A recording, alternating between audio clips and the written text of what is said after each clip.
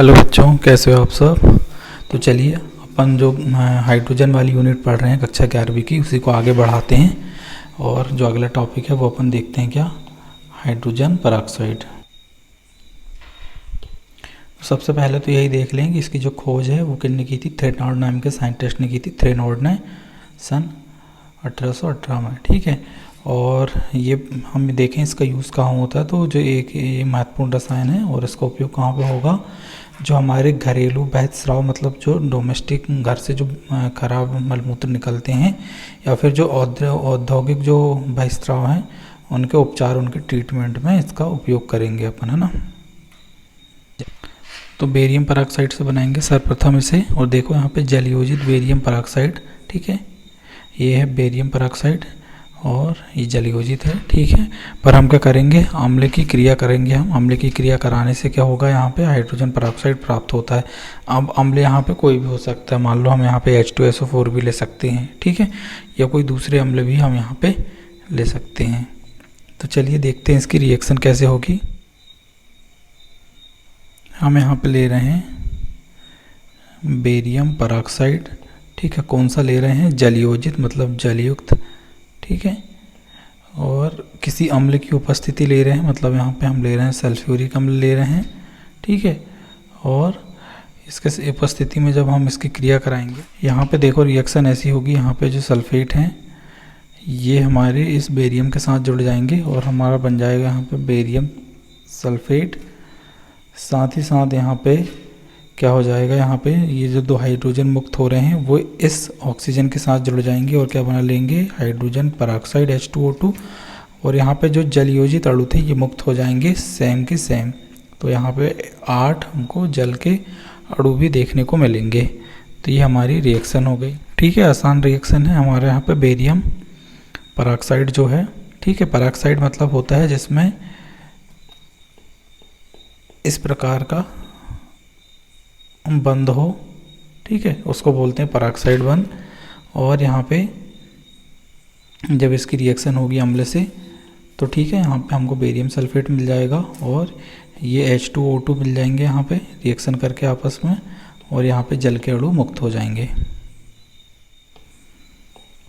अगली जो विधि है वो है एंथ्राक्यूनॉल विधि। देखते हैं कैसे। एंथ्राक्यूनॉल विधि में क्या होगा कि 2 एथिल एंथ्राक्यूनॉल जो हैं को हम क्या करेंगे, वायु प्रवाहित करके उनको ऑक्सीकृत कर लेंगे। और ऑक्सीकृत करने पर क्या बनेगा, हमको हाइड्रोजन परऑक्साइड मिल जाएगा। और साथ ही साथ 2 एथिल एंथ्राक्यूनॉल बनता है, 2 एथिल एंथ्राक्यूनॉल बनेगा। इस अभिक्रिया में क्या होगा, जो पैलेडियम उत्प्रेरक है उसका उपयोग किया जाएगा। एक एक करके देखते हैं, बहुत आसान रिएक्शन है। तो सबसे पहले क्या करते हैं, हम यहाँ पे एंथ्राक्यूनॉल बना लेते हैं।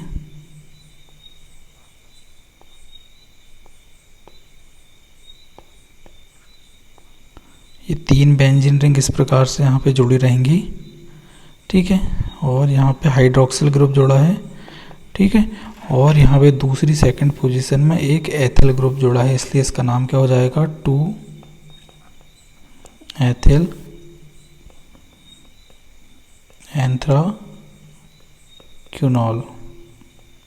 ठीक है। अब इसको क्या करेंगे, हम वायु की उपस्थिति में इसकी रिएक्शन करेंगे। और यहाँ पे ये अमलगम, जो पैलेडियम अमलगम है, उसका हम उत्प्रेरक के रूप में यहाँ पे यूज़ करेंगे।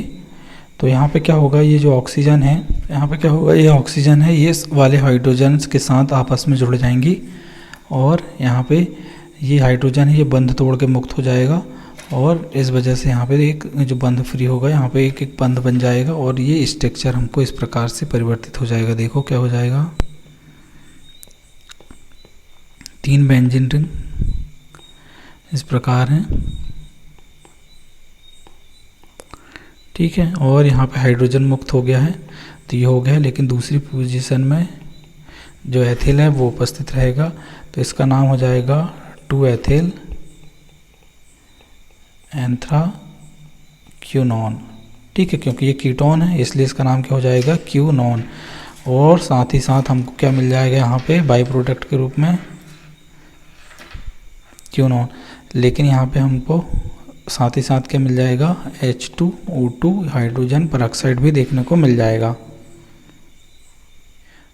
तो कुछ इस प्रकार रिएक्शन होगी यहाँ पे। 2 एथिल एंथ्राक्विनोल है, यह ऑक्सीजन की उपस्थिति में रिएक्शन करेगा। ठीक है, यहाँ पे उत्प्रेरक रहेगा पैलेडियम जो अमलगम के साथ उपस्थित है।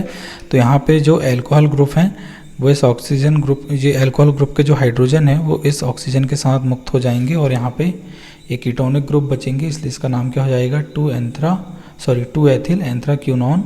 ठीक है, और यहाँ पे H2O2 बन जाएगा, यहाँ पे 2 हाइड्रोजन और 2 ऑक्सीजन से साथ जुड़कर। ठीक है, हाइड्रोजन परऑक्साइड बन जाएगा। ये विधि है। अगली मेथड है जो अम्लीकृत सल्फेट विलयन द्वारा भी हम इसको बना सकते हैं। चलिए देखें कैसे, कि जो अम्लीकृत सल्फेट विलयन है कि हम क्या करें, उसमें विद्युत अपघटन कर दें। विद्युत अपघटन के बाद क्या करें, विद्युत अपघटनीय ऑक्सीकरण से क्या करेंगे, हम उसको परऑक्साइड सल्फेट में बदल लेंगे। ठीक है, और जो परऑक्साइड सल्फेट प्राप्त होगा उसका हम जल अपघटन कर देंगे, तो जल अपघटन से हमको हाइड्रोजन परऑक्साइड प्राप्त हो जाएगा। बहुत आसान रिएक्शन है, देखिए।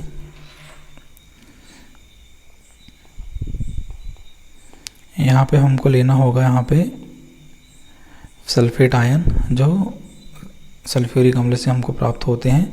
ठीक है, तो इसका सर्वप्रथम हम क्या करेंगे, विद्युत अपघटन करेंगे। विद्युत अपघटन करने से हमको यहाँ पे देखो, मैं इसका स्ट्रक्चर बना के बता दूंगा। सबसे पहले मैं लिख देता हूँ यहाँ पे,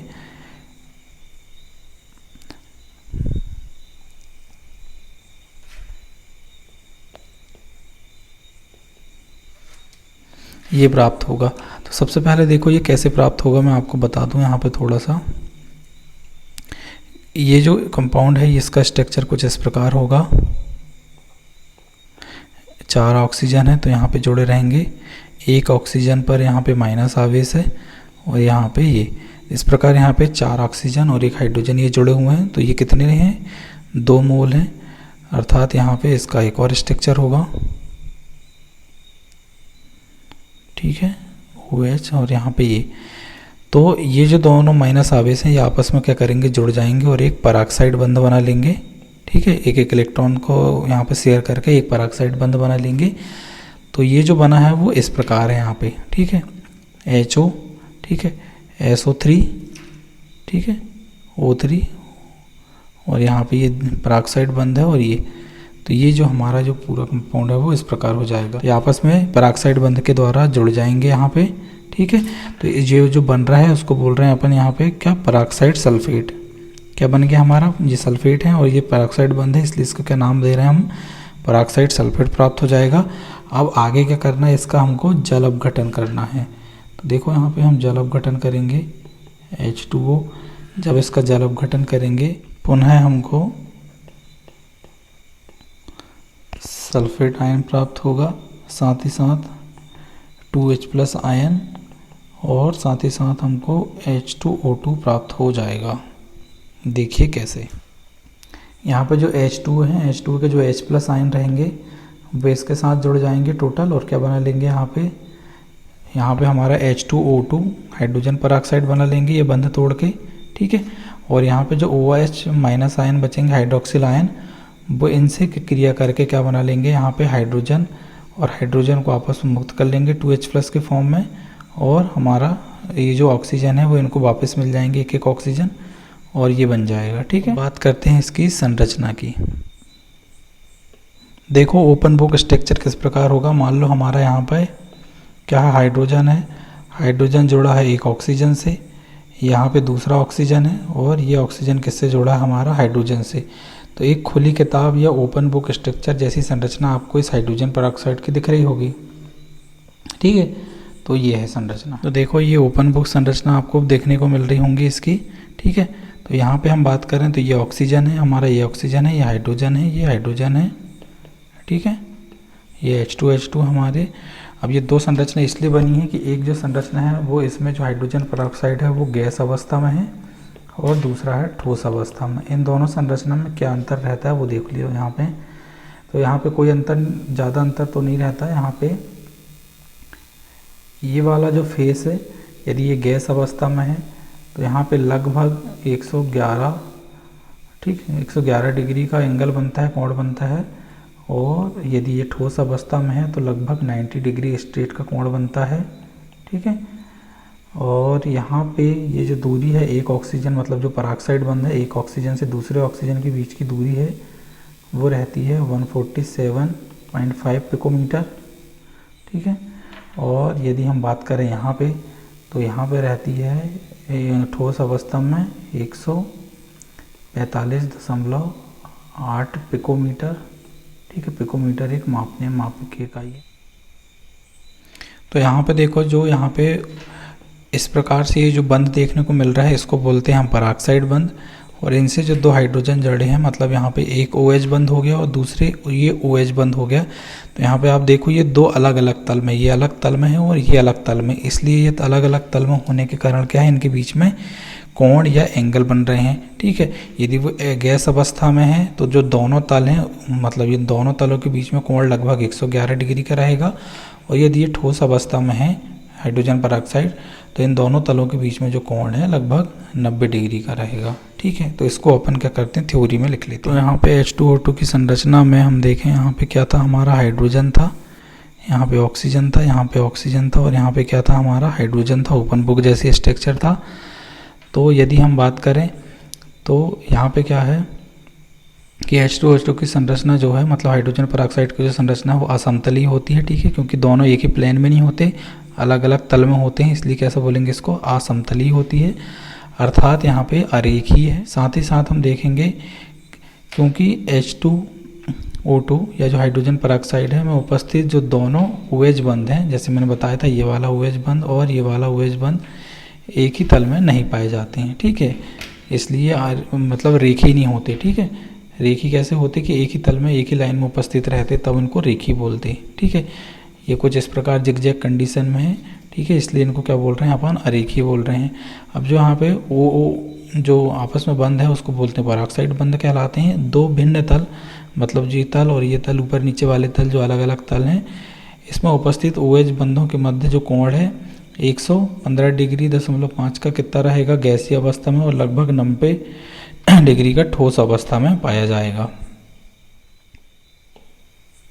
बात करते हैं इनके रासायनिक गुणों की। तो रासायनिक गुण हम देखेंगे सबसे पहले अपघटन, कि यहाँ पे यदि हाइड्रोजन पराक्साइड का अपघटन होगा तो क्या बनेगा। फिर हम उसका विरंजक गुण देखेंगे, IMP प्रॉपर्टी, कई बार क्वेश्चन में पूछ लेता है, ठीक है, हाइड्रोजन पराक्साइड का विरंजक गुण। फिर ये क्वेश्चन भी आता है अगले कई बार कि जो हाइड्रोजन पराक्साइड है ये ऑक्सीकारक और अपचायक दोनों की तरह व्यवहार करता है, क्यों, ठीक है। तो इसका आंसर भी हम यहाँ पे देखेंगे। सबसे पहले देखते हैं यहाँ पे अपघटन में। अपघटन में क्या होगा कि देखो यहाँ पे ये अत्यधिक क्या होता है, अस्थायी होगा, अर्थात या तो गर्म करेंगे या बहुत समय तक ये रखा रहे तो ये अपघटित हो जाता है, और अपघटित होकर क्या बनाएगा, तो यहाँ पे ये अपघटित होकर, यदि मान लो यहाँ पे हाइड्रोजन पराक्साइड है, ठीक है, इसको गर्म करें या लंबे समय तक ये भी रखा रहे तो ये किस में परिवर्तित हो जाएगा, जल में और ऑक्सीजन में, ठीक है, अपघटन हो जाएगा इसका, ठीक है, ऑक्सीजन मुक्त हो जाएगी। अगला जो IMP है टॉपिक वो देखेंगे हम यहाँ पे क्या है, विरंजक गुण, ठीक है, विरंजक गुण देखते हैं। तो जो हाइड्रोजन पराक्साइड है ये प्रबल ऑक्सीकारक होता है, ठीक है, अभी देखेंगे कैसे। साथ ही साथ क्या है, इसके कारण यह रंगीन पदार्थ हैं उनको क्या करेगा, ऑक्सीकृत कर देगा, और ऑक्सीकृत करके उनको कैसा कर देगा, रंगहीन कर देगा, मतलब कलर लेस कर देगा, ठीक है। तो इसी कारण इसका यूज़ कहाँ होगा, बाल, ऊन, रेशम आदि के विरंजन में होता है, ठीक है। जो बाल, ऊन, रेशम आदि मिलते हैं उनके रंग उड़ाने में इसका काम होता है। देखिए इसकी अभिक्रिया। तो यहाँ पे जो हाइड्रोजन पराक्साइड है ये प्रबल ऑक्सीकारक है, तो प्रबल ऑक्सीकारक होने के कारण क्या हो जाएगा, ये जल और नवजात ऑक्सीजन में आसानी से टूट जाएगा। और यहाँ पे जो ऑक्सीजन मुक्त हुई है ये क्या करती है, रंगीन कोई यदि पदार्थ रहा तो उसके साथ ये रिएक्शन कर लेती है, और रिएक्शन करके क्या कर देती है, उनको रंगहीन पदार्थों में बदल देती है, ठीक है। तो ये रिएक्शन है, ठीक है। यहाँ पे क्या होगा, ये प्रबल ऑक्सीकारक है तो ये नवजात ऑक्सीजन मुक्त करेगा, और ये जो ऑक्सीजन मुक्त हुई है ये रंगीन पदार्थों को रंगहीन पदार्थों में आसानी से बदल देगी, ठीक है। इसी कारण इसका यूज़ किस में होता है, विरंजन में। अगला पढ़ेंगे हम क्या, ऑक्सीकारक गुण। तो देखो यहाँ पे यह प्रबल ऑक्सीकारक है और आसानी से ऑक्सीजन त्याग देता है, ये हमने यहाँ तक देख चुके हैं। ठीक है, कैसे ऑक्सीजन ये त्याग रहा है आसानी से। तो यदि हम जो ऑक्सीकारक गुण पढ़ेंगे, हम ये दो चीज़ों में पढ़ेंगे, या तो क्या हो, माध्यम अम्लीय हो। ठीक है, यदि माध्यम अम्लीय रहेगा तब ये कैसे ऑक्सीकारक का गुण दर्शाता है तो देखेंगे, या तो फिर माध्यम कैसा हो, क्षारीय हो, तब भी ये ऑक्सीकारक की जो प्रॉपर्टी है वो दर्शाता है। कैसे, ये दोनों हम देख लेंगे। तो देखो यहाँ पे अम्लीय माध्यम में ऑक्सीकारक का गुण, ये हम पहला देख रहे हैं केस, है ना। तो क्या करता है, इसके लिए कुछ रिएक्शन देख लेते हैं हम। ये क्या करता है, जो काले लेड सल्फाइड है, ठीक है, काले लेड सल्फाइड को कैसे में बदल देगा, ये श्वेत लेड सल्फेट में ऑक्सीकृत कर देता है। देखिए कैसे। तो यहाँ पे हम क्या करें, सबसे पहले लेड सल्फेट ले लें जिसका सूत्र होता है PbS। ठीक है, इसकी रिएक्शन करेंगे हम किससे, हाइड्रोजन परऑक्साइड की उपस्थिति में होगी रिएक्शन। तो क्या होगा, यहाँ पे जो सल्फेट है, यहाँ पे जो सल्फ़र है वो इन ऑक्सीजनों को क्या कर लेगा, ग्रहण कर लेगा। ठीक है, तो यहाँ पे क्या बन जाएगा, यहाँ पे लेड सल्फेट बन जाएगा और साथ ही साथ यहाँ पे 4 जल के अणु हैं वो मुक्त हो जाएंगे। तो देखो यहाँ पे जो जल के अणु हैं वो 4 हैं, यहाँ पे जो हाइड्रोजन परऑक्साइड है वो 4 हैं और 4 ही हमको क्या मिल गए, यहाँ पे जल के अणु मिल गए। लेकिन यहाँ पे क्या हो गया, यहाँ पे हमको H2O मिला है। ठीक है, H2O मिला है और एक एक ऑक्सीजन सभी से मुक्त हो गए हैं, अर्थात 4 ऑक्सीजन मुक्त हो गए हैं। वो चारों ऑक्सीजन यहाँ पे आकर जुड़ गए हैं और लेड सल्फाइड से लेड सल्फेट में बदल गया, जिसका रंग भी चेंज हो जाता है, काले से किसमें, श्वेत में परिवर्तित हो जाता है। तो ये रिएक्शन है। ठीक है, ये भी IMP रिएक्शन है कि जो फेरस है, ठीक है, फेरस को फेरिक में ऑक्सीकृत कर देगा। फेरस होता है यहाँ पे Fe2+ और फेरिक बोलते हैं हम किसको, Fe3+ को। ठीक है, तो यहाँ पे +1 ऑक्सीकरण अवस्था मतलब +2 से +3 में बढ़ रही है, अर्थात यहाँ पे इसका क्या हो रहा है, ऑक्सीकरण हो रहा है। तो ये रिएक्शन कैसे होती है देखिए। तो यहाँ पे क्या होगा, जो हमारा फेरस है, ठीक है, और जो रिएक्शन हो रही है वो कैसे माध्यम में होगी, अम्लीय माध्यम की बातें कर रहे हैं तो रिएक्शन का अम्लीय माध्यम ले लेंगे। और हाइड्रोजन परऑक्साइड तो रहेगा ही रहेगा क्योंकि इसी के साथ रिएक्शन हो रही है।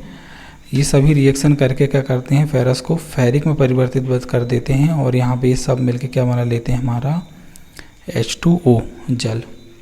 ठीक है, तो यहाँ पे ये जो फेरस है वो किस में परिवर्तित हो गया, हमारा फेरिक में +1 ऑक्सीकरण अवस्था का यहाँ पे इजाफा हुआ है। ठीक है, और माध्यम अम्लीय है यहाँ पे। ठीक है, ये हो गया हमारा H2O हमको प्राप्त हो जाएंगे। यहाँ पे H2 कितने प्राप्त होंगे, 2। यदि अगला हम अम्लीय माध्यम में रिएक्शन देखें तो ये रिएक्शन भी देख सकते हैं कि यहाँ पे क्या कर सकता है, ये पोटेशियम आयोडाइड विलयन से आयोडीन को क्या करता है, मुक्त करने में भी इसका उपयोग होता है। देखो यहाँ पे पोटेशियम आयोडाइड का विलयन ले लेते हैं, ये हमारा पोटेशियम आयोडाइड ले लिया हमने और इसकी रिएक्शन हम किससे करा रहे हैं, हाइड्रोजन परऑक्साइड से। ठीक है, और हाइड्रोजन परऑक्साइड से कर रहे हैं तो ये रिएक्शन होगी, यहाँ से ये आयोडीन को मुक्त कर देगा, अर्थात यहाँ पे पोटेशियम हाइड्रोक्साइड बना लेगा खुद और यहाँ पे आयोडीन को मुक्त कर देगा। ठीक है, आयोडीन यहाँ पे -1 से 0 ऑक्सीकरण अवस्था में जा रहे हैं, अर्थात यहाँ पे इसका क्या हो रहा है, ऑक्सीकरण हो रहा है। ठीक है, यहाँ पे और ये पोटेशियम हाइड्रोक्साइड बन रहे हैं। ये पोटेशियम क्या करते हैं, यहाँ पे इसके OH आयनों को ग्रहण कर लेते हैं। 2 OH आयन यहाँ पे उपस्थित हैं, HO ये बीच से टूट जाते हैं और इससे जाके जुड़ जाते हैं पोटेशियम से। अब बात कर लेते हैं क्षारीय माध्यम में ऑक्सीकरण गुण। अभी तक हमने क्या कर रहे हैं, अम्लीय माध्यम में ऑक्सीकरण गुण देख चुके हैं। अब क्षारीय माध्यम में भी ऑक्सीकरण गुण देख लेते हैं हाइड्रोजन परऑक्साइड के कि कैसे ऑक्सीकरण का काम करता है।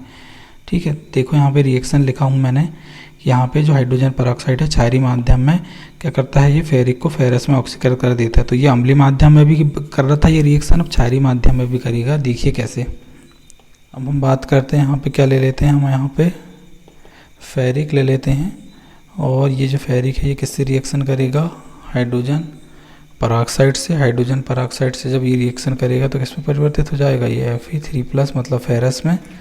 और साथ ही साथ हमको यहाँ पे क्या देखने को मिल जाएगा, 2OH माइनस आयन, अर्थात यहाँ पे क्षारीय माध्यम देखने को यहाँ पे मिल रहा है।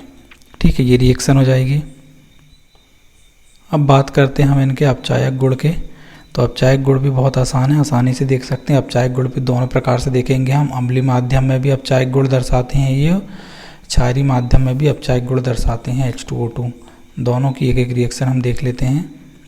ठीक है, जब अम्लीय माध्यम में होंगे तो क्या होगा, यहाँ पे जो हाइड्रोजन परऑक्साइड है क्लोरीन को हाइड्रोक्लोरिक अम्ल अर्थात HCl, ठीक है, अम्ल में अपचयित कर देगा। ठीक है, जब इसको अपचयित करेगा, इसलिए जो H2O2 का उपयोग प्रतिक्लोर या क्लोरीन को हटाने में किया जाता है। प्रतिक्लोर का मतलब होता है क्लोरीन को हटाना। यहाँ पे रिएक्शन क्या होगी, यहाँ पे जो क्लोरीन है इसकी रिएक्शन होगी हाइड्रोजन परऑक्साइड से। तो यहाँ पे क्या बन रहा था हमारा, हाइड्रोक्लोरिक अम्ल।